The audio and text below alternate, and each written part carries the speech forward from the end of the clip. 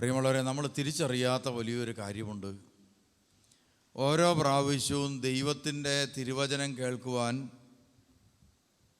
ആ തിരുവചനങ്ങൾ കേൾക്കാൻ മാത്രമല്ല അത് ഗ്രഹിക്കുവാൻ നമുക്ക് ദൈവം ഇടയാക്കുന്നത് നമുക്ക് കിട്ടുന്ന ദൈവകൃപ വഴിയാണ്.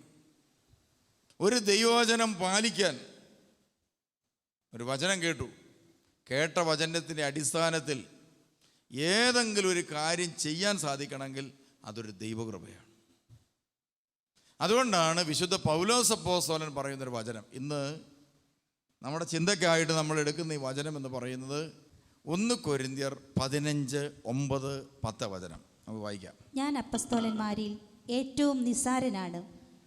ദൈവത്തിൻ്റെ സഭയെ പീഡിപ്പിച്ചതു നിമിത്തം അപ്പസ്തോലൻ എന്ന നാമത്തിന് ഞാൻ അയോഗ്യനുമാണ്. അപ്പോൾ പൗലോസ് അപ്പോസ്തലൻ പറയുന്ന ഒരു പ്രധാനപ്പെട്ട വാക്കാണ്, ഞാൻ അപ്പോസ്തലന്മാരിൽ ഏറ്റവും നിസ്സാരനാണ്. എനിക്ക് ആദ്യം യേശുക്രിസ്തുവിനെ കുറിച്ച് യാതൊരു അറിവില്ലാതിരുന്നത് കൊണ്ട് ഞാൻ സഭയെ പീഡിപ്പിച്ച ആളാണ്. അതുകൊണ്ട് ഒരു അപ്പോസ്തലനായിട്ടൊന്നും സഭയിലിരിക്കാനുള്ള യോഗ്യതയില്ലാത്ത ആളാണ് ഞാൻ. എന്നിട്ട് പൗലോസ് അപ്പോസ്തലൻ പറയും, എന്താ പറയുന്നത്? ഞാൻ എന്തായിരിക്കുന്നുവോ അത് ദൈവകൃപയാലാണ്. ഞാൻ എന്തായിരിക്കുന്നോ അത് ദൈവത്തിൻ്റെ കൃപയാലാണ്. പിന്നെ എൻ്റെ മേൽ ദൈവം ചൊരിഞ്ഞ കൃപ നിഷ്ഫലമായി പോയിട്ടില്ല. ഇതാണ് പൗലോസ് അപ്പോസ്തലനും നമ്മളുമൊക്കെ തമ്മിലുള്ള വ്യത്യാസം. എല്ലാവർക്കും ദൈവം കൃപ കൊടുത്തിട്ടുണ്ട്. എന്താണ് കൃപ? കൃപയെന്ന് പറഞ്ഞ വാക്കിൻ്റെ അർത്ഥം തന്നെ നമുക്കറിയാം, അർഹിക്കാതെ കിട്ടുന്ന അനുഗ്രഹം. നമുക്ക് യോഗ്യതയില്ലെങ്കിലും വെച്ച് നീട്ടുന്ന സാധനം, അതിന് പറയുന്ന പേരെന്താ? കൃപ. ദൈവം തരുന്ന. ദൈവം നമുക്ക് യോഗ്യതയില്ലെങ്കിലും കർത്താവ് ഒരു യോഗ്യത കണ്ടോണ്ട്, ഇവൻ ദരിദ്രനല്ലേ, ഇവനിച്ച ഭക്ഷണം കഴിക്കട്ടെ എന്ന് പറഞ്ഞ രീതിയിൽ തരുന്ന സംഭവമാണ് പ്രിയമുള്ളവരെ ഈ കൃപ എന്ന് പറയുന്നത്. ഇപ്പം പൗലോസ് അപ്പോസ്തലൻ പറയുകയാണ്, എനിക്ക് ദൈവം തന്ന കൃപ നിഷ്ഫലമായി പോയിട്ടില്ല. എനിക്ക് നിങ്ങളോടുള്ള ചോദ്യം, നിങ്ങൾക്ക് ദൈവം തന്ന കൃപ നിങ്ങൾ നിഷ്ഫലമാക്കിയോ പ്രയോജനപ്പെടുത്തിയോ? അതാണ് നമ്മൾ ചിന്തിക്കേണ്ടത്.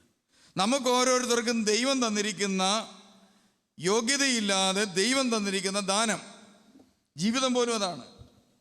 ഒരായുസ് നമുക്കറിയാം, ഇപ്പോൾ ഇവിടെ ഇരിക്കുന്നു. നമ്മൾ 50 വർഷം ജീവിച്ചാൽ അതൊരു കൃപയാണ്. ഈ ജീവിതം നിഷ്ഫലമായി പോയോ അതോ പ്രയോജനപ്പെട്ടോ നമ്മൾ ചിന്തിക്കേണ്ട വിഷയമാണ്.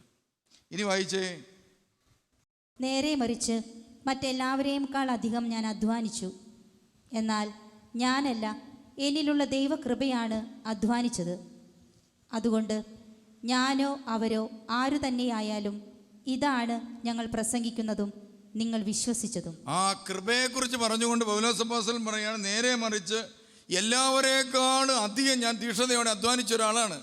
എന്നിട്ട് പറയാണ്, ഞാനല്ലായിരുന്നു പ്രവർത്തിച്ചത്. പിന്നെ ആരാ പ്രവർത്തിച്ചത്? എന്നിലുള്ള ദൈവത്തിൻ്റെ കൃപയാണ് പ്രവർത്തിച്ചത്. എന്നിട്ട് പൗലോസ് അപ്പോസ്തലൻ പറയുന്നത്, അതുകൊണ്ട് ഞാനോ അവരോ ആര് തന്നെയായാലും ഇതാണ് ഞങ്ങൾ പ്രസംഗിക്കുന്നതും നിങ്ങൾ വിശ്വസിക്കുന്നതും. എന്തിനെക്കുറിച്ച്? ദൈവകൃപയെക്കുറിച്ച്. ഇനി ഈ പാസേജിൽ ദൈവകൃപ എന്ന് പറഞ്ഞുകൊണ്ട് പൗലോസ് അപ്പോസ്തലൻ എന്തിനെക്കുറിച്ചാണ് പറയുന്നതെന്ന് തൊട്ട് മുകളിൽ കൊടുത്തിട്ടുണ്ട്. അപ്പം നമുക്കതൊന്ന് വായിക്കാം. 1 കൊരിന്ത്യർ 15-ാം അധ്യായം 1 മുതലുള്ള വാക്യം. സഹോദരരെ, നിങ്ങൾ സ്വീകരിച്ചതും നിങ്ങളുടെ അടിസ്ഥാനമായി നിലകൊള്ളുന്നതും നിങ്ങൾക്കു രക്ഷ പ്രദാനം ചെയ്തതുമായ സുവിശേഷം ഞാൻ എപ്രകാരമാണ് നിങ്ങളോട് പ്രസംഗിച്ചതെന്ന് ഇനി നിങ്ങളെ അനുസ്മരിപ്പിക്കാം. പൗലോസ് അപ്പോസ്തലൻ പറയുകയാണ്, നിങ്ങൾക്ക് രക്ഷ നൽകാൻ പോകുന്നത് സുവിശേഷമാണ്. മനുഷ്യനൊന്നും നിങ്ങൾക്ക് വേണ്ടി ചെയ്തു തരാൻ സാധിക്കുകയില്ല.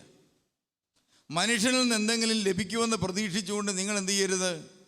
ഒന്നിലും ഇടപെടരുത്. പ്രിയമുള്ളവരെ, യേശുക്രിസ്തു പറയുന്നു, മനുഷ്യനിൽ വിശ്വാസം അർപ്പിക്കരുത്, അവനൊരു ശ്വാസം മാത്രമാണ്. അപ്പം നമ്മളൊക്കെ ഒരു ശ്വാസമാണ്.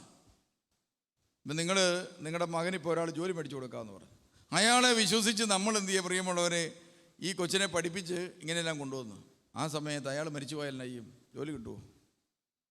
കിട്ടുകയില്ല. അപ്പോൾ പോയല്ല. നമ്മൾ രണ്ടുപേരുമായിട്ട് പാർട്ണർഷിപ്പ് ബിസിനസ് കൂടുകയാണ്. ഇയാൾക്ക് നല്ല കഴിവുണ്ട്, അപ്പോൾ എൻ്റെ കാശും അയാളുടെ കാശൂടെ മുടക്കാൻ അയാളുടെ കഴിവും എൻ്റെ കഴിവൂടെ ഉപയോഗിക്കുമ്പോൾ വലിയൊരു ബിസിനസ്സാകും എന്ന് വിചാരിച്ച് പ്രിയമുള്ളവർ നമ്മൾ പരിപാടിക്ക് ഇറങ്ങി. ഒരു സുപ്രഭാതം കഴിയുമ്പോൾ അയാൾ പ്രിയമുള്ളവരെ അയാൾക്ക് ഒരു രോഗം വന്നു, അയാൾക്ക് ബിസിനസ് ചെയ്യാൻ മേലാത്ത അവസ്ഥയായിപ്പോയി. നമ്മുടെ കാശും പോയി, നമ്മുടെ ബിസിനസ്സിലും പോയി.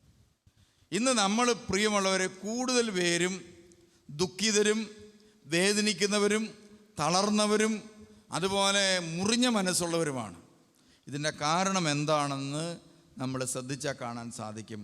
ഇതാ, മനുഷ്യൻ്റെ കഴിവിലും ശക്തിയിലും ബുദ്ധിയിലുമാണ് നമ്മൾ കൂടുതൽ ഡിപ്പെൻഡ് ചെയ്തിരിക്കുന്നത്. അത് നഷ്ടപ്പെട്ട് കഴിയുമ്പോൾ നഷ്ടങ്ങളെക്കുറിച്ചുള്ള ഓർമ്മകളും ദുഃഖങ്ങളുമായിട്ട് നിരാശപ്പെട്ട് കഴിയുക മാത്രമല്ല, ദൈവത്തെ വെറുതെ പഴിച്ചുകൊണ്ടിരിക്കുകയും ചെയ്യും. ദൈവമാണ് എനിക്ക് ഇങ്ങനെയെല്ലാം വരുത്തിയത്, ദൈവമാണ് ഇങ്ങനെയെങ്കിൽ. അപ്പം ദൈവം എങ്ങനെയെങ്കിലും ഒരു വ്യക്തിക്ക് ഒരു കാര്യം ചെയ്യണമെങ്കിൽ ആ വ്യക്തിയിൽ ആദ്യം ദൈവകൃപ വന്ന് നിറയണം. എന്നിട്ട് ആ കൃപയാണ് അധ്വാനിക്കേണ്ടത്. പ്രിയമുള്ളവരെ, ഈ കൃപ എങ്ങനെ കിട്ടുമെന്നാണ് ഇപ്പോൾ പറയാൻ പോകുന്നു. അതനുസരിച്ച് നിങ്ങൾ അചഞ്ചലരായി അതിൽ നിലനിന്നാൽ നിങ്ങളുടെ വിശ്വാസം വ്യർത്ഥമാവുകയില്ല. നിങ്ങൾ സുവിശേഷത്തിൽ നിലനിന്നാൽ നിങ്ങളുടെ വിശ്വാസം വ്യർത്ഥമായി പോവുകയില്ല. അപ്പോൾ പ്രിയമുള്ളവരെ, പൗലോസ് അപ്പോസ്തലൻ കൃപയെക്കുറിച്ച് പറഞ്ഞുകൊണ്ട് തുടങ്ങുന്നത് ഇങ്ങനെയാണ്. ഇതിനെക്കുറിച്ചാണ്? നിങ്ങൾക്ക് രക്ഷപ്രദാനം ചെയ്തത് സുവിശേഷമാണ്. സുവിശേഷം എന്ന് പറഞ്ഞാൽ എന്താണ്? യേശു ക്രിസ്തു മനുഷ്യനായി ഭൂമിയിൽ വന്നു, നമ്മുടെ ഇടയിൽ ജീവിച്ചു. എന്തിനാണ് ജീവിച്ചത്? ഇങ്ങനെയാണ് ജീവിക്കുന്നതെന്ന് കാണിച്ചു തരാൻ വേണ്ടിയാണ്. നമ്മളെക്കൊണ്ട് സാധിക്കുന്നില്ലെങ്കിലും മനുഷ്യൻ ജീവിക്കേണ്ടത് ഇങ്ങനെയാണ്. എന്നിട്ട് എന്ത് ചെയ്തു? പീഡയേറ്റു, ക്രൂശിക്കപ്പെട്ട് മരിച്ചു. മരിക്കുക മാത്രമല്ല, മരിച്ചിട്ട് എന്ത് ചെയ്തു? ഉയർത്തെഴുന്നേറ്റു. എന്ന് പറഞ്ഞാൽ ഈ ഭൂമി നിങ്ങളെ ആരെങ്കിലും കൊല്ലുകയോ പീഡിപ്പിക്കുകയോ ഉപദ്രവിക്കുകയോ എന്ത് ചെയ്താലും ഒന്നും നിങ്ങൾക്ക് സംഭവിക്കാൻ പോകുന്നില്ല. മരിച്ചു കഴിഞ്ഞാൽ നിങ്ങൾ എന്ത് ചെയ്യും? എന്നെപ്പോലെ ഉയർത്തെഴുന്നേറ്റ് നിൽക്കും. ഇതാണ് നമ്മൾ വിശ്വസിച്ചത്. ഇത് വിശ്വസിക്കുന്നുണ്ടോ? നിങ്ങൾ ഉണ്ടോ? പ്രിയമുള്ളവരെ, മരിച്ചിട്ട് ഉയർത്തെഴുന്നേറ്റ് ഒരാൾ നിന്നിട്ട് പറയുകയാണ്, നിങ്ങൾ മരണത്തെ പോലും പേടിക്കാനായിട്ടില്ല. ഇത് നമ്മൾ പറയുകയും ചെയ്യും. പക്ഷേ നമ്മളിൽ നല്ല ശതമാനം പേർക്കും എന്താണ്? മരണത്തെ പേടിയാണ്. എനിക്ക് വളരെ വേണ്ടപ്പെട്ട ഒരു അച്ഛനുണ്ടായിരുന്നു. അച്ഛന് നല്ല നിത്യജീവനെക്കുറിച്ചൊക്കെയുള്ള വാക്യങ്ങൾ കംപ്ലീറ്റ് കാണാതെ അറിയാം. അദ്ദേഹത്തിന് ഒരു ഹാർട്ട് ബ്ലോക്ക് വന്നു. ഹാർട്ട് ബ്ലോക്ക് വന്നപ്പോഴൊന്നും പുള്ളിക്ക് ഒരു പേടിയില്ല, പുള്ളി തമാശയായിട്ട് കണ്ട്. അങ്ങനെ ഇരിക്കുമ്പോഴാണ് പ്രിയമുള്ളവരെ, പുള്ളി ഓപ്പറേഷന് വേണ്ടി ഓപ്പറേഷൻ തിയേറ്ററിലേക്ക് കൊണ്ടുപോകുമ്പോൾ കണ്ടത്, പ്രിയമുള്ളവരെ, ഓപ്പറേഷൻ തിയേറ്ററിൽ നിന്ന് മരിച്ചുപോയ ഒരാളെ ഇങ്ങോട്ട് കൊണ്ടിരുന്നതാണ്. അപ്പം തന്നെ പുള്ളിയുടെ ചങ്കൊന്ന് കാളി. എങ്കിലും പുള്ളി ധൈര്യം സംഭരിച്ച് നിൽക്കും. ഓപ്പറേഷൻ തിയേറ്ററിലേക്ക് കയറുകയും, പ്രിയമുള്ളവരെ, പെട്ടെന്ന് കറണ്ട് പോയി. ഈ അച്ഛൻ ആ ഓപ്പറേഷൻ തിയേറ്ററിൽ കിടന്ന് ഒറ്റ കാറിച്ച. നേഴ്സുമാരൊക്കെ ചോദിച്ചു, എന്താ പ്രശ്നം? അന്നേരം പറഞ്ഞ്, ദൈവമേ, ഓപ്പറേഷൻ ചെയ്തുകൊണ്ടിരിക്കുന്നതിനിടയ്ക്കെങ്ങാനും കറണ്ട് പോയാൽ ഈ മെഷീനെല്ലാം നിന്നും പോകും, എൻ്റെ ജീവൻ അവതാളത്തിലാവും. അത് ഓർത്തിട്ട് ഞാൻ പേടിച്ച് കാറിയതാണ്. കണ്ടോ? അപ്പോൾ നിത്യജീവനെക്കുറിച്ചുള്ള വ്യക്തമായ ബോധ്യമുണ്ട്. എവിടെയാ? തലയ്ക്കകത്ത്. പക്ഷേ കാര്യത്തോടടുത്തപ്പോൾ എന്ത് ചെയ്തു? കാറുകയും ചെയ്യും. ഇതാണ് പ്രിയമുള്ളവരെ, പല മനുഷ്യൻ്റെയും തലയ്ക്കകത്ത് ഒത്തിരി സാധനം കയറി കിടപ്പുണ്ട്. പക്ഷേ അവരുടെ ഹൃദയത്തിലേക്ക് പല കാര്യങ്ങളും കയറുന്നില്ല. അപ്പം കൃപ വന്നു കഴിയുമ്പോൾ തലയ്ക്കകത്തല്ല സാധനം കയറുന്നത്. പിന്നെ എങ്ങനെ വരും? മനസ്സിനകത്തേക്ക് സംഭവങ്ങൾ കയറും. ഇപ്പോൾ പൗലോസ് അപ്പോസ്തലൻ പറയുകയാണ്, എനിക്ക് വിശ്വാസം കിട്ടി, എനിക്ക് സുവിശേഷം കിട്ടി, എനിക്ക് രക്ഷ കിട്ടി. ആ രക്ഷ വഴി ഞാൻ എന്ത് ചെയ്തു? വായിച്ചേ. എനിക്ക് ലഭിച്ചത് സർവപ്രധാനമായി കരുതി ഞാൻ നിങ്ങൾക്ക് ഏൽപ്പിച്ചു തന്നു. വിശുദ്ധ ലിഖിതങ്ങളിൽ പറഞ്ഞിട്ടുള്ളതുപോലെ ക്രിസ്തു നമ്മുടെ പാപങ്ങൾക്കു വേണ്ടി മരിക്കുകയും സംസ്കരിക്കപ്പെടുകയും എഴുതപ്പെട്ടിരിക്കുന്നത് പോലെ 3-ാം നാൾ ഉയർപ്പിക്കപ്പെടുകയും ചെയ്തു. അവൻ കേപ്പായ്ക്കും പിന്നീട് 12 പേർക്കും പ്രത്യക്ഷനായി. അതിനുശേഷം ഒരുമിച്ച് 500-ലധികം സഹോദരങ്ങൾക്ക് പ്രത്യക്ഷനായി. അവരിൽ ഏതാനും പേർ മരിച്ചുപോയി, മിക്കവരും ഇന്നും ജീവിച്ചിരിപ്പുണ്ട്. പിന്നീട് അവൻ യാക്കോബിനും തുടർന്ന് മറ്റെല്ലാ അപ്പസ്തോലന്മാർക്കും കാണപ്പെട്ടു. ഏറ്റവും ഒടുവിൽ അകാലജാതന് എന്നതുപോലെ എനിക്കും അവിടുന്ന് പ്രത്യക്ഷനായി. ഞാൻ അപ്പസ്തോലന്മാരിൽ ഏറ്റവും നിസ്സാരനാണ്, ദൈവത്തിൻ്റെ സഭയെ പീഡിപ്പിച്ചത് നിമിത്തം അപ്പസ്തോലൻ എന്ന നാമത്തിന് ഞാൻ അയോഗ്യനുമാണ്. ഞാൻ എന്തായിരിക്കുന്നുവോ അത് ദൈവകൃപയാലാണ്. പ്രിയമുള്ളവരെ, അപ്പൊ ദൈവകൃപ എന്ന് പൗലോസ് അപ്പോസ്തലൻ പറയുന്നത് എന്തിനെക്കുറിച്ചാണ്? നിങ്ങൾ ഓർത്തോണം. എന്തിനെക്കുറിച്ചാ? സുവിശേഷത്തെക്കുറിച്ചാണ്. അപ്പൊ എനിക്ക് ലഭിച്ച സുവിശേഷം വ്യർത്ഥമായി പോയില്ല. നമ്മൾ കൃപയെന്ന് പറഞ്ഞ സ്ഥലത്തെല്ലാം സുവിശേഷം നമുക്ക് ഉപയോഗിക്കാം. എനിക്ക് ലഭിച്ച സുവിശേഷം വ്യർത്ഥമായി പോയില്ല, പൗലോസ് അപ്പോസ്തലൻ പറയുകയാണ്. ഇനി നിങ്ങൾ നിങ്ങളുടെ ജീവിതത്തിലേക്ക് നോക്കി, നിങ്ങൾക്ക് ലഭിച്ച സുവിശേഷം വ്യർത്ഥമായോ അതോ പ്രയോജനപ്പെട്ടോ? നിങ്ങൾ നിങ്ങളുടെ കുടുംബജീവിതത്തിലേക്ക് നോക്കിയേ. നിങ്ങളുടെ കുടുംബജീവിതത്തിൽ നിങ്ങൾക്ക് ലഭിച്ച സുവിശേഷം പ്രയോജനപ്പെട്ടോ അതോ വ്യർത്ഥമായി പോയോ? നിങ്ങൾ പ്രവർത്തിക്കുന്ന മണ്ഡലത്തിൽ സുവിശേഷം പ്രയോജനപ്പെട്ടോ അതോ വ്യർത്ഥമായി പോയോ? 2000 വർഷം ഒരു സഭ പ്രിയമുള്ളവർ ജീവിച്ചു, സുവിശേഷം പ്രയോജനപ്പെട്ടോ വ്യർത്ഥമായി പോയോ എന്ന് ചിന്തിക്കുമ്പോൾ നമുക്ക് മനസ്സിലാക്കാൻ സാധിക്കും, ഈ കാലഘട്ടത്തിൽ സുവിശേഷത്തിന് യാതൊരു സാധ്യതയുമില്ലാത്ത ഒരവസ്ഥയിലേക്ക് ക്രൈസ്തവ സഭകളെല്ലാം എന്ത് ചെയ്തുകൊണ്ടിരിക്കുകയാണ്? അധപ്പതിച്ചുകൊണ്ടിരിക്കുകയാണ്.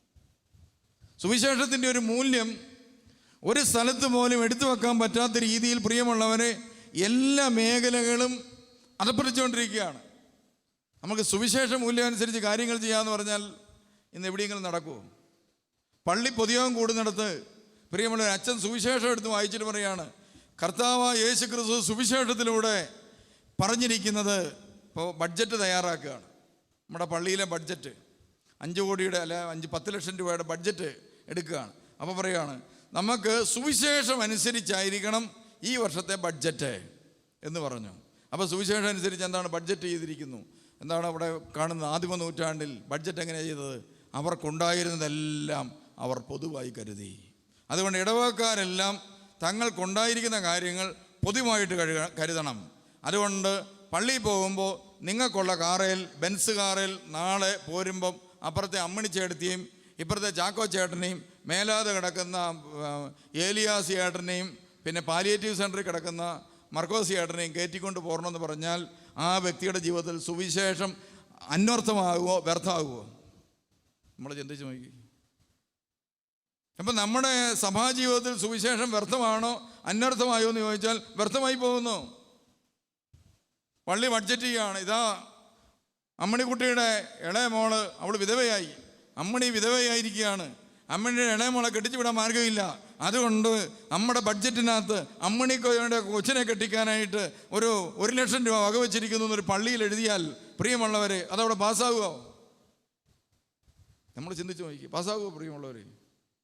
അപ്പോൾ പ്രിയമുള്ളവരെ നമ്മൾ നോക്കി, ഇത് എവിടെയാണ് ഇവന് നടപ്പാകുന്നത് സുവിശേഷം? നമ്മുടെ വ്യക്തിഗത ജീവിതം എടുത്ത് നോക്കിയേ. വ്യക്തിഗത ജീവിതത്തിൽ സുവിശേഷ മൂല്യങ്ങൾക്കനുസരിച്ച് നിങ്ങൾ പ്രതികരിക്കുക എന്ന് പറഞ്ഞാൽ പ്രിയമുള്ളവരെ എവിടെ നടപ്പാകുന്നത്?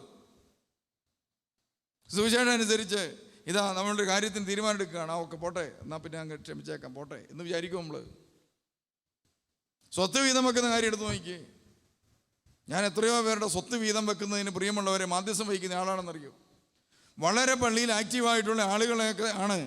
പക്ഷേ ഒരു കാര്യത്തിൻ്റെ സ്വത്ത് വീതം വെക്കുന്ന കാര്യം വരുമ്പോൾ 1 സെൻറ്റിൻ്റെയും 5 സെൻറ്റിൻ്റെയും കാര്യം വരുമ്പോൾ പ്രിയമുള്ളവരെ വടിവാളും പിച്ചാത്തി എടുക്കുന്നതല്ലാതെ, എന്നാൽ ആ 5 സെൻറ്റ് പോട്ടെ, എനിക്കത് വേണ്ട എന്ന് നമ്മൾ വെക്കുമോ? കാര്യം നമ്മൾ ധ്യാനം കൂടുന്നവരൊക്കെയാണ്. പക്ഷേ കാര്യത്തോടെടുക്കുമ്പോൾ എനിക്കിത് വേണ്ട, എനിക്കുള്ളത് മതി, ആരെങ്കിലും വെക്കുമോ? നമ്മൾ ചിന്തിച്ച് നോക്കിക്കേ.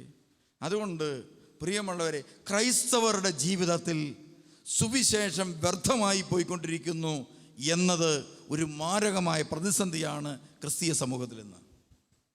സുവിശേഷം ക്രൈസ്തവ സമൂഹത്തിൽ വ്യർത്ഥമായി പോയിക്കൊണ്ടിരിക്കുന്നു എന്നത് പ്രിയമുള്ള ഒരു പ്രതിസന്ധിയാണിന്ന്. ആ പ്രതിസന്ധിയെ മറികടക്കാനായിട്ടുള്ള ഏക മാർഗം വ്യക്തിപരമായി സുവിശേഷ മൂല്യം നമ്മുടെ ഹൃദയത്തിൽ നമ്മൾ സ്വീകരിക്കണം. പ്രിയമുള്ളവരെ, ഞങ്ങൾ പണ്ട് കാലത്ത് കുമരകത്ത് ജീവിച്ചുകൊണ്ടിരുന്നവരാണ്.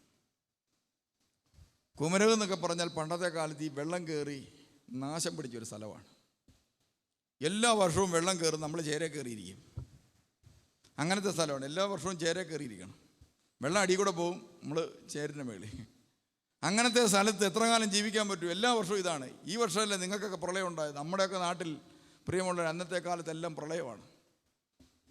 അതുകൊണ്ട് ആ നാട് വിറ്റിട്ട് പ്രിയമുള്ളവരെ പിടിയാവിലയ്ക്ക് അതെല്ലാം കൊടുത്തിട്ട് അവിടുന്ന് സ്ഥലം വിട്ടു. വെള്ളം കയറുകയില്ലാത്ത സ്ഥലം നോക്കിയാണ് ഞങ്ങൾ ഈ നാട്ടിൽ വന്നത്, മീനടം. അപ്പം അവിടെ വന്ന് ഞങ്ങൾ താമസം തുടങ്ങി. പോന്ന കാലത്ത് പ്രിയമുള്ളവരെ ഈ സ്ഥലമൊന്നും കൊടുത്തപ്പോൾ അത് എഴുതി മേടിക്കാൻ പോലും സത്യത്തിൽ മേടിച്ചവർക്ക് പൈസ ഇല്ലാത്തത് കൊണ്ടോ അതൊന്നും വലിയ കാര്യമായിട്ട് തോന്നിയില്ല. കാരണം എന്താണ്, ചുമ്മാ കൊടുക്കുന്ന പോലെ. അപ്പോൾ ഇതൊന്നും ആരും എഴുതിയൊന്നും വാങ്ങിച്ചില്ല. വർഷങ്ങൾ പിന്നിട്ട് പ്രിയമുള്ളൊരു കുമരകം ടൂറിസ്റ്റ് മേഖലയായിട്ട് പ്രഖ്യാപിച്ചു. 1 സെൻറ്റിന് 10 ലക്ഷം രൂപ. അത്രയും വില കൂടിയ കാലത്ത് ഇത് ഞങ്ങളുടെ സ്ഥലം മേടിച്ച ആളുകൾക്ക് ഭയങ്കര ടെൻഷനായി. കാരണം എന്താ, ഇനി ഇത് ഞങ്ങളുടെ കയ്യിൽ നിന്ന് ഒപ്പിട്ട് മേടിക്കണമെങ്കിൽ എങ്ങനെ മേടിക്കും? പണ്ട് കാലത്ത് ഏതാണ്ട് ഇച്ചിരി പൈസയൊക്കെ കൊടുത്തുള്ളൂ. ഇപ്പോൾ കോടിക്കണക്കിന് രൂപ വിലയായ ഒരു സ്ഥലം ചെന്ന് എഴുതി ഒപ്പിട്ടതാന്ന് പറഞ്ഞു കഴിഞ്ഞാൽ എന്തായിരിക്കും സ്ഥിതി എന്ന് ചിന്തിച്ച് അവരിങ്ങനെ ഭാരപ്പെട്ട് പ്രയാസപ്പെട്ടൊക്കെ ഇങ്ങനെ ഇരിക്കുകയാണ്. അപ്പോഴാണ് പ്രിയമുള്ളവർ ഞങ്ങളുടെ അച്ചായൻ മരിച്ചും പോയി. അതോടുകൂടി അവർക്ക് വളരെ ടെൻഷനായി എന്ന് പിന്നീട് എനിക്ക് മനസ്സിലാക്കാൻ സാധിച്ചു.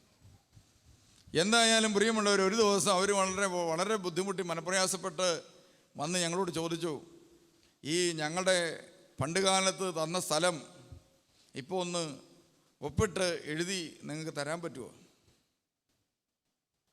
അപ്പോൾ പ്രിയമുള്ളവരെ, ഞങ്ങളെല്ലാവരും കൂടെ പറഞ്ഞ്, അതിനെന്താ, നിങ്ങൾക്ക് പണ്ട് തന്നതല്ലേ, നിങ്ങൾക്ക് എഴുതി തന്നേ. അപ്പോൾ അവർ പറഞ്ഞു, എന്നാൽ പിന്നെ ഞങ്ങൾ ടാക്സിയൊക്കെ വിളിച്ചുകൊണ്ട് വരാം, നിങ്ങളെ കയറ്റിക്കൊണ്ട് പോകാം. ഞങ്ങൾ പറഞ്ഞു, ടാക്സി ഒന്നും വേണ്ട, ഞങ്ങൾ ബസ്സിന് വന്നോളാം. ഞങ്ങൾ ബസ്സിന് പോയി പ്രിയമുള്ളവരെ ആ രജിസ്റ്ററെല്ലാം ഒപ്പിട്ട് എഴുതി കൊടുത്തു. ഞാൻ പിന്നീട് ക്രിസ്ത്യാനികളായ പലരുടെയും സ്വത്തിൻ്റെ മാധ്യസ്ഥം വഹിക്കാനിരിക്കുമ്പോൾ ഞാൻ ഓർത്തിട്ടുണ്ട്, ദൈവം എനിക്ക് നൽകിയ കൃപ. അവരുടെ സ്വത്ത് ഒന്നും വാങ്ങിക്കാതെ ഒപ്പിട്ട് കൊടുക്കാൻ എനിക്ക് ദൈവം തന്ന ഭാഗ്യത്തെക്കുറിച്ച് പറയുമ്പോൾ ഞാൻ ഓർക്കാറുണ്ട്. ക്രിസ്ത്യാനികളാണ്, മാമോദീസ ഉണ്ട്, പള്ളിയിൽ പോകും, കുർബാന ഏറ്റു നടത്തും, പെരുന്നാൾ ഏറ്റു നടത്തും, എല്ലാം നടക്കുന്നുണ്ട്. പക്ഷേ പ്രിയമുള്ളൊരു സുവിശേഷത്തിൻ്റെ മൂല്യം പ്രകടിപ്പിക്കേണ്ട സ്ഥലത്ത് പലർക്കും അത് സാധിക്കുന്നില്ല. നിങ്ങളുടെ ജീവിതത്തിൽ നിങ്ങളുടെ കുഞ്ഞുങ്ങൾ എന്തെങ്കിലും ഒരു കാര്യം സത്യസന്ധമായി ചെയ്തോ ഓർത്തോ, നിങ്ങൾ കൈയടിച്ചേക്കണം. കാരണം ഒരു കൃപയാണ്, കൃപയില്ലാതെ സാധിക്കുകയില്ല. അപ്പം പൗലോസ് അപ്പോസ്തലൻ പറയുന്ന ഇതാണ്, നിങ്ങൾക്ക് ലഭിച്ചിരിക്കുന്ന സുവിശേഷം വ്യർത്ഥമാകരുത്. നിങ്ങളുടെ കാലഘട്ടത്തിൽ, നിങ്ങളുടെ ജീവിതത്തിൽ, നിങ്ങൾ പ്രവർത്തിക്കുന്ന പള്ളിയിൽ, നിങ്ങൾ പ്രവർത്തിക്കുന്ന കുടുംബത്തിൽ, നിങ്ങൾ ജോലി ചെയ്യുന്ന സ്ഥലത്ത്, നിങ്ങളുടെ സ്കൂളിൽ ഒരു സുവിശേഷ മൂല്യം നെഞ്ചിനകത്ത് വെച്ച് പ്രവർത്തിക്കാൻ നിങ്ങളെ കൊണ്ട് സാധിക്കണം. ബാക്കിയൊക്കെ എല്ലാവരെ കൊണ്ട് സാധിക്കുന്ന കാര്യമാണ്. മറ്റുള്ളവർക്കിട്ട് പാര വെക്കുക, അവനെ തള്ളിയിടുക, ഇതൊക്കെ എല്ലാവർക്കും സാധിക്കും. പക്ഷെ സുവിശേഷ മൂല്യത്തിനനുസരിച്ച് നിൽക്കാൻ സാധിക്കുക എന്ന് പറയുന്നത് വളരെ പ്രയാസമാണ്. അതിന് സാധിക്കുമോ? അവസരങ്ങളുണ്ടാകും, അതിന് സാധിക്കുമോ നമ്മൾ നോക്കണം. അപ്പോൾ പ്രിയമുള്ളവരെ, പൗലോസ് അപ്പോസ്തലൻ പറയും, ഞാൻ എന്തായിരിക്കുന്നോ അത് ദൈവം കൃപയാലാണ്. എൻ്റെ മേൽ ദൈവം വർഷിച്ച സുവിശേഷം വ്യർത്ഥമായി പോയോ ഇല്ലയോ എന്ന് നമ്മൾ പരിശോധിച്ച് നോക്കണം. ഇനി ഒരു വ്യക്തിയുടെ ജീവിതത്തിൽ ദൈവകൃപയുണ്ടെങ്കിൽ ആ ദൈവകൃപയാണ് അധ്വാനിക്കുന്നത്, ആ ദൈവകൃപയാണ് പ്രവർത്തിക്കുന്നത്. അങ്ങനെ ദൈവകൃപയാണ് പ്രവർത്തിക്കുന്നതെങ്കിൽ പ്രിയമുള്ളവരെ, നമ്മൾ വളരെ സ്വതന്ത്രരായിരിക്കും. പൈശാചിക ശക്തികളുടെ ബന്ധനങ്ങളിൽ നിന്ന് വിമോചനം പ്രാപിച്ച് സ്വതന്ത്രരായി തീർന്ന എത്രയോ വ്യക്തികളെയാണ് നമുക്ക് ഈ സുവിശേഷം സ്വീകരിച്ചത് വഴി കാണാൻ സാധിക്കുന്നത്.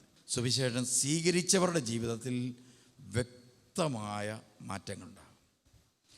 അവർ കർത്താവായ യേശുക്രിസ്തു അവരോട് കൂടെ പോവുകയും അടയാളങ്ങളിലൂടെ വചനങ്ങൾ വെളിപ്പെടുത്തുകയും ചെയ്തുകൊണ്ട് അടയാളങ്ങളിലൂടെ വെളിപ്പെടുത്തും. ഇതാണ് സുവിശേഷം അധ്വാനിക്കുന്നിടത്ത് ഉണ്ടാകുന്ന പ്രത്യേകത. എന്നാൽ പ്രിയമുള്ളവരെ, ഇന്ന് നല്ല ശതമാനം മനുഷ്യരും കൃപയാണ് എന്ന് ഓർത്ത് പലതും ചെയ്യുന്നുണ്ടെങ്കിലും സത്യത്തിൽ ദൈവകൃപയിലല്ല അവർ നിൽക്കുന്നത്. മറിച്ച് സ്വന്തം ശക്തിയിലും സ്വന്തം അഹങ്കാരത്തിലും സ്വാർത്ഥതയിലും സ്വാർത്ഥ താല്പര്യങ്ങളിലുമാണ് പല മനുഷ്യനും നിൽക്കുന്നത്. എങ്ങനെയാണ് മനസ്സിലാകുന്നത്? അത് മനസ്സിലാകാനൊരു വചനമുണ്ട്. ആ വചനം ഞാൻ വായിച്ച് കേൾപ്പിക്കാം. ലൂക്കോസിൻ്റെ സുവിശേഷം 10-ാം അധ്യായത്തിലെ മാർത്തയുടെയും മറിയയുടെയും കഥ പറയുന്നുണ്ട്. നമുക്ക് വായിക്കാം. അവർ പോകുന്ന വഴി അവനൊരു ഗ്രാമത്തിൽ പ്രവേശിച്ചു. മർത്ത എന്നു പേരുള്ള ഒരുവൾ അവനെ സ്വഭവനത്തിൽ സ്വീകരിച്ചു. പ്രിയമുള്ളവരെ, യേശു ക്രിസ്തു തൻ്റെ സുവിശേഷമാണ് യേശു. അവൻ എന്ത് ചെയ്തു? അവൻ എന്താണ് അത് പ്രസംഗിച്ചുകൊണ്ടാണ് ഇരുന്നത്. അപ്പം അങ്ങനെ പോകുന്ന വഴിയിൽ ഒരു വീട്ടിൽ അങ്ങോട്ട് കയറി. നിങ്ങളിപ്പോൾ ഇങ്ങോട്ട് വന്നിരിക്കുക സുവിശേഷം കേൾക്കാനായിട്ട്. എന്തായാലും രണ്ടും ഫലം ഒന്നാണ്.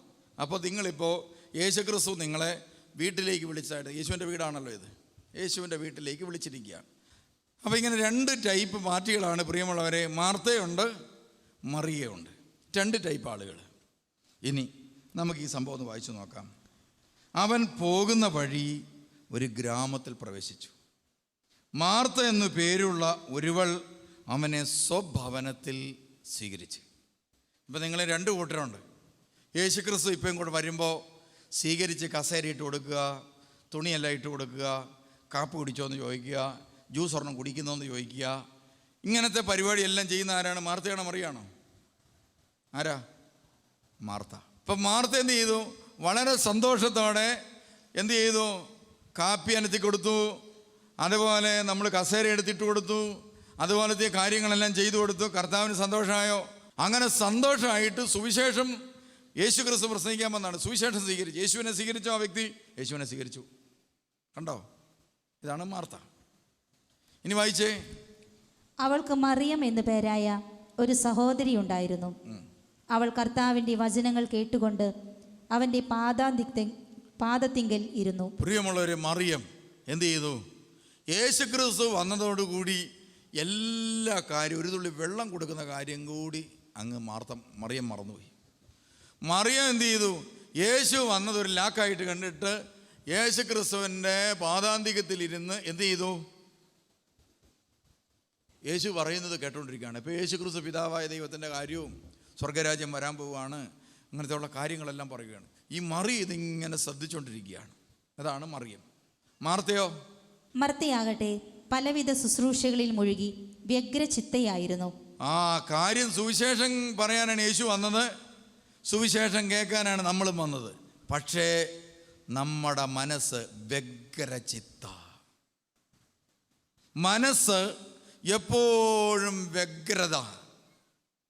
പ്രിയമുള്ളവരെ, നമ്മുടെ ജീവിതം ഇതുപോലെ കളങ്കിതമാക്കുന്ന ഒരു പൈശാചിക ബന്ധനം സത്യത്തിൽ ക്രിസ്ത്യാനികൾക്ക് ഇനി ഉണ്ടാകാൻ പോകുന്നില്ല. എന്താണെന്നറിയോ? ജീവിത വ്യഗ്രത. 3 പ്രധാനപ്പെട്ട പാപമുണ്ട്. ലൂക്കോസിന്റെ സുവിശേഷം 21:34.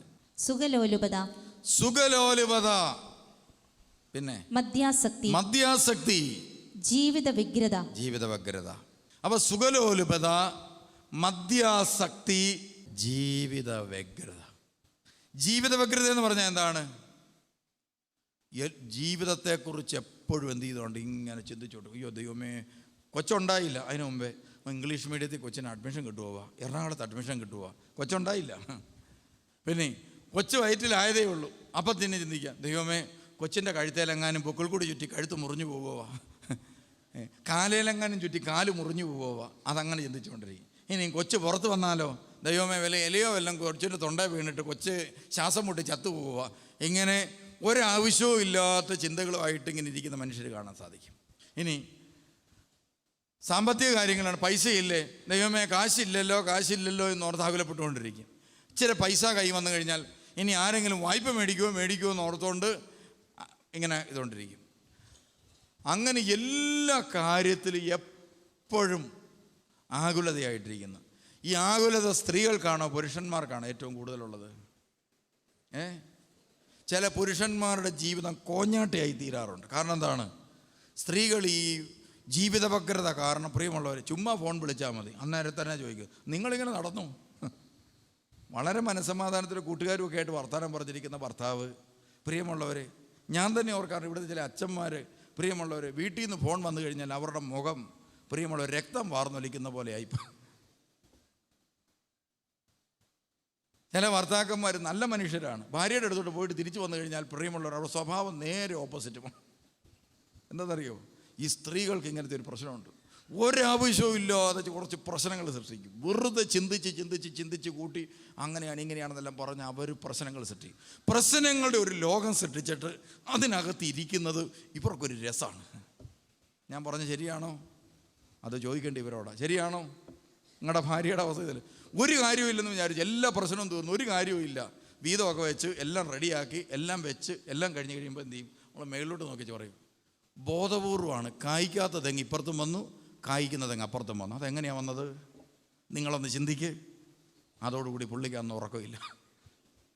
2 ദിവസം ഉറങ്ങാതെ വരുമ്പം പ്രഷർ കൂടും. പിന്നെ എന്ത് ചെയ്യാണ്? പ്രഷർ കൂടിക്കഴിയുമ്പം എന്ത് ചെയ്യും? ഭർത്താവിന് പ്രഷറൊക്കെ കൂടിയിരിക്കുക. ഉടനെ പറയും, ഇന്നാൾ അപ്പുറത്തെ മത്തായി പ്രഷർ കൂടിയാ അറ്റാക്ക് വന്ന് മരിച്ചു പോയത്. കണ്ടോ?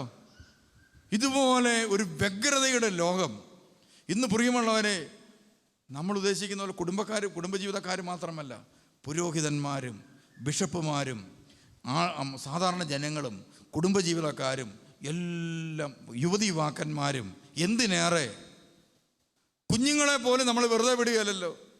2-3 വയസ്സുള്ള കൊച്ചുങ്ങൾ, പ്രിയമുള്ളവരെ, ഊഞ്ഞാല് പാടി തലയും കുത്തി മറിഞ്ഞ് ദേഹത്ത് മണ്ണും വാരി എറിഞ്ഞ് തലകുത്തി മറിഞ്ഞൊക്കെ ജീവിക്കേണ്ട പ്രായത്തിൽ നമ്മൾ വന്നിച്ച് എഴുതാൻ തുടങ്ങിയില്ല കേട്ടോ. തിരുമേനിയും തലേ കൈ വെച്ച് പ്രാർത്ഥിച്ച്. ഈ 2.5 വയസ്സുള്ള 3 വയസ്സുള്ള കൊച്ചു എന്നെ എഴുതാനാണ്. അതൊരു 5-6 വയസ്സ് കഴിഞ്ഞിട്ട് പഠിക്കുന്നില്ല നോക്കിയാൽ മതി. നമ്മളെന്ത് ചെയ്യണം? ഈ കൊച്ചിനെ കുത്തിപ്പിടിപ്പിച്ച് നമ്മൾ എഴുതിക്കാനൊന്നും പോകണ്ട. അവനൊരു ഒക്കെ എഴുന്ന് എഴുതിയിട്ട് അങ്ങോട്ട് വിട്ടാൽ മതി. അവൻ നടക്കട്ടെ, അവൻ ഓടട്ടെ, അവൻ ചാടട്ടെ, അവൻ കളിക്കട്ടെ. അതുകൊണ്ട് പ്രിയമുള്ളവരെ, കുഞ്ഞുങ്ങളെ അവരുടെ വഴിക്ക് വിട്. കർത്താവായ യേശു ക്രിസ്തു നോക്കട്ടെ അവനെ. നമ്മുടെ ഈ ജീവിത വ്യഗ്രത ഇതുകൊണ്ടുള്ള ദോഷം എന്നാണെന്നറിയോ? വായിച്ചേ. സുഖലോലുപ, ജീവിത വ്യഗ്രത എന്നിവയാൽ നിങ്ങളുടെ മനസ്സ് ദുർബലമാവുകയും. നിങ്ങളുടെ മനസ്സ് പെട്ടെന്ന് ദുർബലമായി പോകും. മാനസിക രോഗം വരുമെന്നല്ല അർത്ഥം. ഈ ജീവിത വ്യഗ്രത അങ്ങോട്ട് കയറി കഴിഞ്ഞാൽ പെട്ടെന്ന് മനസ്സിന് ആ ബലം നഷ്ടപ്പെട്ടു പോകും. എന്നിട്ടോ ആ ദിവസം ഒരു കെണി പോലെ പെട്ടെന്ന് നിങ്ങളുടെ മേൽ വന്നു വീഴുകയും ചെയ്യാതിരിക്കാൻ ശ്രദ്ധിക്കുക. ആ ദിവസം അതേ ദിവസം, ഏത് ദിവസത്തെക്കുറിച്ചാണ് പറയുന്നത്? കർത്താവായ യേശു ക്രിസ്തുവിൻ്റെ ഒന്നുകിൽ ഇങ്ങോട്ടുള്ള 2ാമത്തെ വരവ്, ഇല്ലെങ്കിൽ നമുക്ക് അങ്ങോട്ടുള്ള പോക്ക്. രണ്ടിലേതെങ്കിലും ഒന്ന്. നമ്മളിങ്ങനെ ജീവിത വ്യഗ്രതയാൽ ബന്ധപ്പെട്ടും വിഷമിച്ചു ഇരുന്നാൽ എന്നാ സംഭവിക്കും? പ്രഷർ വരും, കൊളസ്ട്രോൾ വരും, പിന്നെ ഈ ഓർത്തിരുന്നിരുന്ന് ദുഃഖങ്ങളുണ്ടായി മനസ്സ് അസ്വസ്ഥമാകും. അപ്പോൾ നമുക്ക് ചില ഹോർമോണിൻ്റെയൊക്കെ ഫോർമേഷൻസൊക്കെ ഉണ്ടാകാം. അങ്ങനെ ചിലപ്പം ബ്രെയിൻ ട്യൂമർ തുടങ്ങി ശാരീരിക രോഗങ്ങളുണ്ടാകാം. മനസ്സിന് അസ്വസ്ഥത വന്നു കഴിഞ്ഞാൽ പ്രിയമുള്ളവരെ, അതും നമ്മളെ ബാധിക്കാം. കോപവും ദേഷ്യവും അരിശവും ഇതെല്ലാം കൂടി അങ്ങോട്ട് കൂടും. ടെൻഷൻ, വ്യഗ്രത കൂടിക്കഴിഞ്ഞാൽ. എന്നിട്ടോ നിങ്ങളുടെ മനസ്സ് ദുർബലമാകും. എന്നിട്ട് എന്തു ചെയ്യും? ആ ദിവസം പെട്ടെന്ന് കെണി പോലെ വന്ന് വീഴും. ഒന്ന് കുടിയന്മാരുടെ ജീവിതത്തിലേക്ക്, പ്രിയമുള്ളവരെ, മദ്യപാനികളുടെ ജീവിതത്തിലേക്ക് പെട്ടെന്ന് വന്നിത് വീഴും. ചിലപ്പോൾ 80 വയസ്സിൽ ചാകേണ്ടതായിരിക്കും. പക്ഷേ മദ്യപാനി എന്തു ചെയ്യും? 61 വയസ്സിൽ തീരും. അതാ പ്രത്യേകത. എനിക്കറിയാവുന്ന ഒരു കള്ളുകുടിയൻ ഇവിടെ ഉണ്ട്. പുള്ളിക്കാരൻ കുടിച്ചെല്ലാം നടന്നിട്ട് മാനസാന്തരപ്പെട്ട് പുള്ളി എൻ്റെ അടുത്ത് വന്ന് പറഞ്ഞ ഇതാ എൻ്റെ കൂടെയുള്ള എല്ലാ കുടിയന്മാരും ഗ്ലാസ് ഇട്ട ചിത്രത്തിനകത്ത് ഭിത്തിയിൽ ഇരിക്കുമ്പോൾ ഞാൻ മാത്രമേ ഇവിടെ നടക്കുന്നുള്ളൂ. കണ്ടോ? അപ്പോൾ ഈ പുള്ളി മദ്യപാനത്തിൻ്റെ ആസക്തി ആയിരുന്നെങ്കിൽ പുള്ളി നേരത്തെ തന്നെ കെണി പോലെ വന്നേനെ. മരണം. സുഖലോലുപനായിട്ട് ജീവിച്ച് ഫുഡൊക്കെ അടിച്ച് നല്ല ഫുഡൊക്കെ കഴിച്ചിട്ട് എക്സർസൈസും ഇല്ലാതെ ജീവിച്ചാൽ പെട്ടെന്ന് വരും കെണി പോലെ. ജീവിത വ്യഗ്രത ഉണ്ടായാൽ അന്നേരവും വരും പ്രശ്നം. അതുകൊണ്ട് ജീവിത വ്യഗ്രത എന്ന് പറയുന്ന സാധനം നമ്മൾ പൂർണ്ണമായിട്ട് അങ്ങോട്ട് കളയുക.